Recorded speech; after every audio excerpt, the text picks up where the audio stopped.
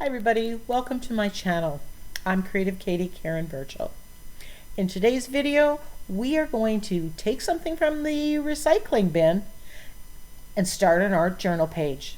And what are we taking? We're taking tags. Gift tags, tags from clothing, whatever. I just continue to collect these over time and then I get to use them. Now these tags I'm just arranging on the page, however, I'm overlapping them. This is going to add texture, pattern, a design element to my background. It's going to make some really interesting texture. And that rectangular square. So I'm ripping some of them, overlapping some. I really have no plan of where I'm going to take this page, which adds to the overall page. Sometimes you don't need to have everything figured out. Because some of these tags are thicker, I'm using gel medium instead of fluid medium to glue it down. You could just use gesso. It would act as an adhesive as well as a primer. So I'm just arranging these in interesting ways. Now, if I knew where I was going to put my focal point, I may not put some of the tags there. But as I said, I was just putting it down, wanting to use up something that was in the stash. Now, some of these have script and some of the little bit of script or the print may show through in the final process. That's kind of up to me. You can work it so that the colors or the script come through, or you can knock that back and just use it as a textural design element.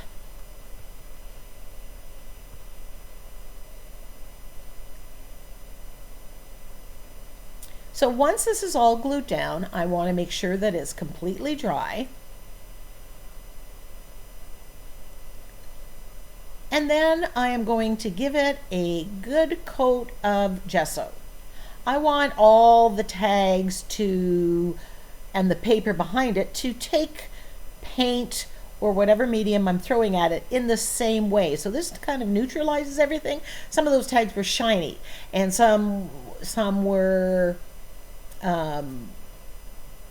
craft colored. So this way I just kind of neutralized everything. And now we're just going to continue developing the page. I have this script stamp. I'm putting archival ink on it and just adding some script to the background. These are those beginning layers. Not everything that you put down will be seen. Every time you put something on top, you're knocking back what was there. So it's a bit of a dance. You add and then you put the next layer that knocks something back, makes it less forward, and you just keep working. Now you're going to want to dry the archival ink. It is permanent, but it does need to be dried if you're going to put paint on it or anything. So here I'm using 3 colors. I'm using cadmium red, turquoise, and Naples yellow, and I'm going to be mixing them on there. Basically, it's the primary colors that I'm using. You saw me tape up the coils so I don't get a straight edge and I don't get things in the coils. And once I'm done all the pages, I recoil the journal. So I'm adding the colors here, and even with these 2 colors without the red, I'm really loving the look of it. Lately I've done a lot of coral pages and things and Christmas, and I just wanted to move away from that, have some bright colors. Now in order to make the paint move a little bit better on the page, one, it's gesso, that helps, but I'm adding a little bit of water to the makeup sponge.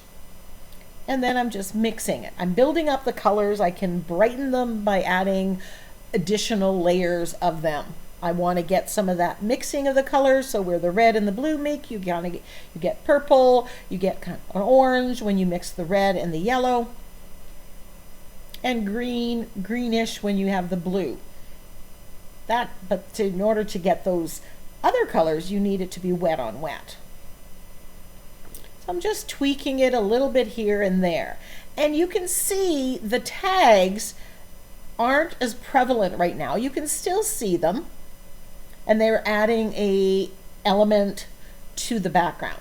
So now I'm thinking, what do I want to do next? And quite often when I do that, I do edge the page with black. That just helps me see it as a page. Here I'm using the shading technique to go around. It kind of diffuses the black paint a little bit more. I like that better than edging it the way you just saw me doing it. Now I'm taking the blending foam that has a little bit of black paint and I'm rubbing it on the high spots of the page. So the high spots of the page are the tags. So this is going to bring the tag from the back to the front. And you can see that happen as I go on. You can suddenly see the rectangles or squares or whatever shape the tag is.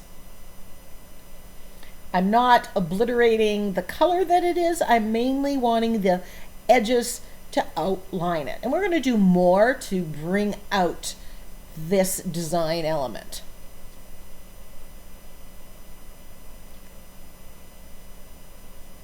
I'm loving the look of this. Now I grab this dot stamp and I'm brayering on white gesso and then stamping. This, I wanted to add some white to get some contrast. And again, because I'm putting the white on top of everything else, this is what we're going to see most in the forefront, and it's pushing back some of the elements that have come before it. Right now, that script stamp, there's only a few places that you're seeing it. I wanted a little bit more color, so I grabbed the turquoise and this stamp from the Crafter's Workshop. I'm putting that on. It's giving me a brighter blue, but it's not really giving me much. It's not really adding to in the way that I want it to. So I quickly put it aside and I'm going to grab another stencil. And this is the Harlequin stencil from the Crafter's Workshop, and I'm using the Naples yellow. And the reason I'm using the Naples yellow is I want to knock back some of that red. I went and spent some time and figured out what focal point I'm going to use, and it is that red color. So I want it to stand out, so I want less red now in the background. So even if you do a background and it's not perfect for a focal image, you can go in, as I am doing, and knock it back. And I'm loving the addition of these diamonds, and they're similar shape to the petals of the flower that I'm going to add as the focal image. Now this focal image, it is on rice paper. I printed a free printable onto rice paper and then I colorized it with paint. This sentiment is on sticker paper and it is from my Through the Garden Gate sentiment pack that is available at Ninny's Napkins. It's a digital download, so you can resize it and print out as many as you want. Printing it on tissue paper, printing it on sticker paper as I did here, or on just regular copy paper. I like the look of keeping the rectangles, so I'm not going to bubble cut around these because the rectangles mirror the rectangles from those tags. So again, you have a design element that is working together. And I spend a lot of time playing around with the sentiment. Where do I want it? How do I want it? Fortunately for you, I've sped up that part or cut out some of it. So now that I've decided where I want it, I'm just peeling off the backing of the sticker paper and sticking down the sentiment. Printing out the sentiments on sticker paper makes creating so much easier. All you got to do is cut it out however you want it and pull off the sticker paper. Now I'm gluing down the flower, the printable.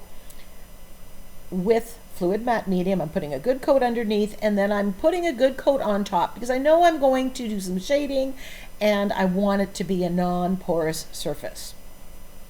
Speaking about shading, I want to bring out the tags, that design element. That's what this page was all about.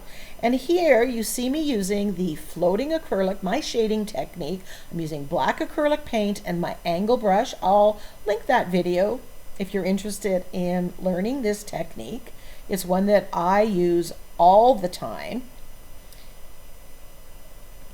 And I'm just shading around to bring out all those tag shapes, because I want them to be most forward outside of the focal image. So I'm just working my way around the page using that shading technique. Now, there are lots of ways that you can shade. You can use charcoal pencil, or you can use, what I'm using here is the Stabilo All Pencil. So here with the Stabilo All Pencil, I am just going around the tag,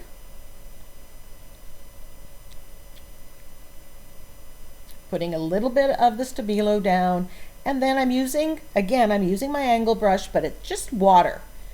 And it activates the Stabilo All Pencil, and it diffuses, and you get that shading effect. And when I go back to full screen, you'll be able to see and compare this side to my other side. You really can't tell. They give the same effect.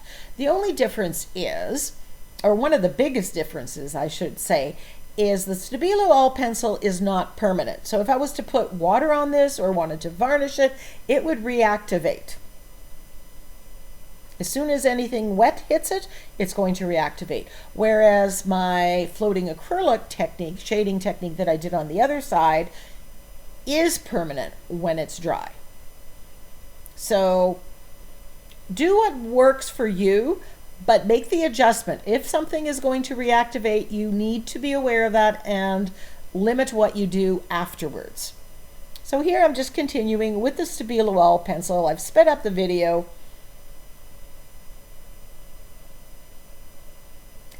And I'm quite happy using the Stabilo All Pencil. One, I'm not going to varnish this, and two, this is pretty much the final layer. I'm not adding anything more. There will be no wet medium, so no risk of it reactivating.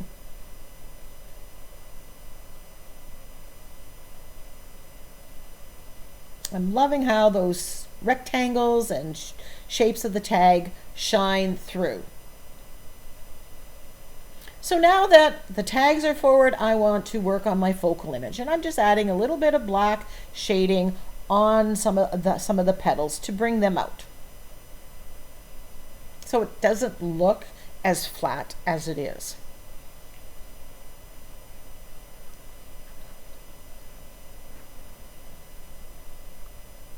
And because it's non-porous, I put a coat of matte medium on it. If I make a mistake, I can grab a baby wipe, wipe it off, and correct what I've done.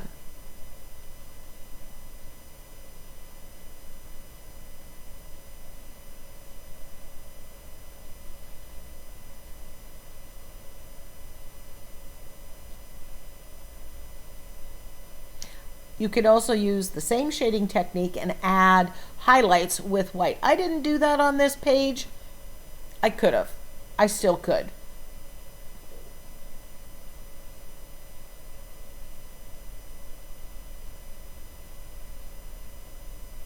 I chose the saying, everything blooms in its own time, because even though it is fall going into winter season, where I live, we now have the heathers are starting to bloom, and the buds on the magnolia and the camellia trees and the rhododendrons are fattening up, getting ready to bloom in their time.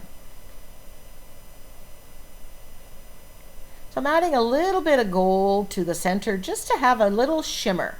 I don't want it to be gold, but I do want it to have that shine, that little bit of shine.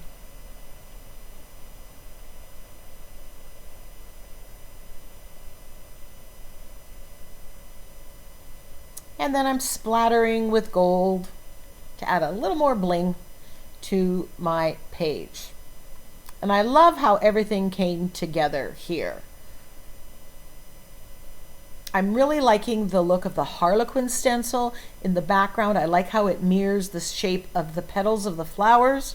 And I like how the rectangular shape of the sentiment works with the rectangular shape of those clothing tags. So save your clothing tags, ask your friends to save them, and then use them in your art.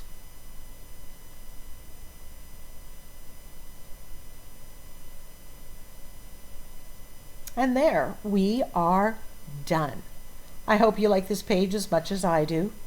Give me a thumbs up, ask me a question, leave me a comment in the comment section. Until next time, go get creative.